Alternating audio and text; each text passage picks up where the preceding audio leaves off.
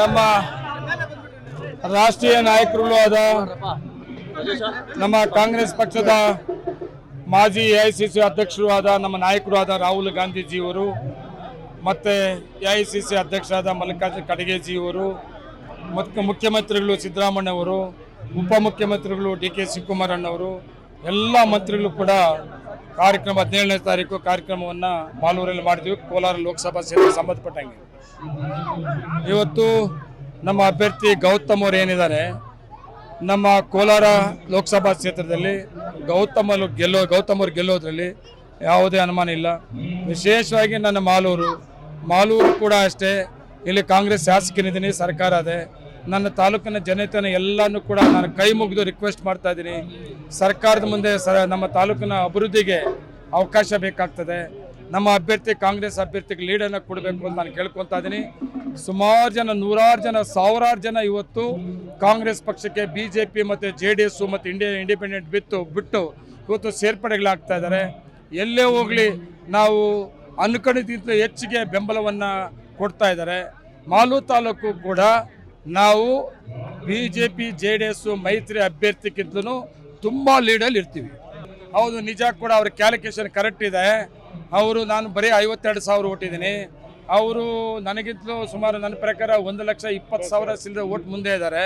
ಪಾಪ ಅವ್ರು ಆಸೆ ಇಟ್ಕೊಂಡವ್ರೆ. ನೋಡೋಣ, ದೇವರವನೇ ಮತ್ತು ತಾಲೂಕಿನ ಜನ ಅವರೇ. ನಾನೇನು ಜಂಬ ಕೊಚ್ಕೊಂಡು ಹೋಗಲ್ಲ. ನಾನು ಏನಂತ 1.5 ಲಕ್ಷ ಓಟದೆ ಅಂತ ನನ್ನ ತಾಲೂಕಿನ ಜನ ತೀರ್ಮಾನ ಮಾಡಲಿ. ಹೇಳ್ತಾರವ್ರು ಯಾರು, ಕೇಳ್ತಾರವ್ರು ಯಾರು ಅಂತ. ನಾನು ಕೇಳ್ತಾರವ್ರು ಮಾಲೂರು ತಾಲೂಕು ನಂಜೇಗೌಡ, ಕಾಂಗ್ರೆಸ್ ಸರ್ಕಾರ ಇದೆ ಮತ್ತು ಕಾಂಗ್ರೆಸ್ ಶಾಸಕನಿದ್ದೀನಿ. ಮತ್ತು ಹೇಳ್ಕೊಂಡು ಓಡಾಡ್ತಾವ್ರಲ್ಲ ಅವರು ಮತ್ತು ಈ ಮಾಲೂರು ತಾಲೂಕು ಸಂಬಂಧ ಇಲ್ಲ. ಆಕಸ್ಮಿಕವಾಗಿ ಆಗಿದೆ. ನನ್ನ ತಾಲೂಕಿನ ಜನ ತೀರ್ಮಾನ ತಗೊಳ್ಳಿ. ಆ ತೀರ್ಮಾನ ಜೂನ್ 4ನೇ ತಾರೀಕು ರಿಸಲ್ಟ್ ಕೊಡ್ತಾರೆ. ಅಲ್ಲ, ಇದು ನನ್ನ ಮಾಲೂರು ತಾಲೂಕದು ಒಂದಲ್ಲ, ಕರ್ನಾಟಕ ರಾಜ್ಯದಲ್ಲಿ ಮತ್ತು ದೇಶದಲ್ಲೂ ಕೂಡ. ಈ ಕರ್ನಾಟಕ ರಾಜ್ಯದಲ್ಲಿ ಏನು ಸರ್ಕಾರ ಬರೋಕ್ಕೆ ಮೊದಲು ನಾವು ಘೋಷಣೆ ಮಾಡಿದ್ರು, ನಮ್ಮ ನಾಯಕರು, ರಾಷ್ಟ್ರೀಯ ನಾಯಕರು ಮತ್ತು ರಾಜ್ಯದ ನಾಯಕರು. ಕರ್ನಾಟಕ ರಾಜ್ಯದಲ್ಲಿ ಕಾಂಗ್ರೆಸ್ ಸರ್ಕಾರ ಬಂದರೆ ಏನೇನು ಕಾರ್ಯಕ್ರಮಕ್ಕೆ ಕೊಡ್ತೀವಿ ಅಂತ ಹೇಳಿದರು. ಅದನ್ನು ದೇಶಕ್ಕೆ ಮಾದರಿಯಾಗಿ 6 ತಿಂಗಳಲ್ಲಿ ಕಾರ್ಯರೂಪಕ್ಕೆ ತಂದಿರೋದು ಕರ್ನಾಟಕ ರಾಜ್ಯ ಸರ್ಕಾರ. ಇವತ್ತು ದೇಶದಲ್ಲೂ ಕೂಡ ಪಾರ್ಲಿಮೆಂಟ್ ಎಲೆಕ್ಷನ್ ನಡೀತಾ ಇದೆ. ಇವತ್ತು ನಮ್ಮ ರಾಷ್ಟ್ರೀಯ ನಾಯಕರು ಕೂಡ ಕೆಲವು ಗ್ಯಾರಂಟಿಗಳು ಘೋಷಣೆ ಮಾಡಿದ್ದಾರೆ. ದೇಶದಲ್ಲಿ ಜನಗಳಿಗೆ ಎಲ್ಲರಿಗೂ ನಂಬಿಕೆ ಏನಂದರೆ, ಅದು ಹೇಳಿದ್ದನ್ನು ಕಾಂಗ್ರೆಸ್ ಮಾಡೋದು ಕರ್ನಾಟಕದಲ್ಲಿ ಮಾಡಿದ್ದಾರೆ, ದೇಶದಲ್ಲೂ ಕೂಡ ಮಾಡ್ತಾರೆ ಅನ್ನೋ ನಂಬಿಕೆ ಇದೆ. ನೋಡ್ರಿ, ಅದೆಲ್ಲ ಅವ್ರ ಪರ್ಸನಲ್ ರೀ. ಅವರು ವೈಯಕ್ತಿಕವಾಗಿ ಏನೋ ಮಾಡ್ಕೊತಾರೆ. ಅದನ್ನೆಲ್ಲ ತಂದ್ಬಿಟ್ಟು ಎಲೆಕ್ಷನ್ ಟೈಮಲ್ಲಿ ರಾಜಕೀಯ ತಂದ್ರೆ ಆಗ್ತದೇನ್ರಿ? ಇವತ್ತು ಎಲ್ಲ ಕಡೆ ನಡೀತದಪ್ಪ. ಇಲ್ಲೇ ನಮ್ಮಲ್ಲೇ ಮಾಲೂರು ತಾಲೂಕಲ್ಲಿ ಒಂದು ಆಗ್ಬಿಡ್ತಪ್ಪ, ಹೆಣ್ಣು ಮಗು ಒಂದು ಹುಡುಗ, ಅವ್ರದ್ದು ಪರ್ಸನಲ್ ಏನೋ ಇರ್ತದೆ, ಅದಕ್ಕೆ ರಾಜಕೀಯ ಕಟ್ಟೋದು ಬೇಡ. ಅದು BJP ರಾಜಕೀಯ ಪ್ರತಿಯೊಂದು ಬಳಸ್ಕೊತಾರೆ. ಯಾವ ಟೈಮಲ್ಲಿ ಏನೋ ಸಿಕ್ತಂದು ಕಾಯ್ತಾ ಇರ್ತೀವಿ. ಇನ್ನೇನು ಬಂಡವಾಳ ಇಲ್ಲ ಅವ್ರದ್ದು. ದೇಶದಲ್ಲಿ ಅಭಿವೃದ್ಧಿ ಮಾಡಿರೋದಿಲ್ಲ ಕೇಂದ್ರ ಸರ್ಕಾರ.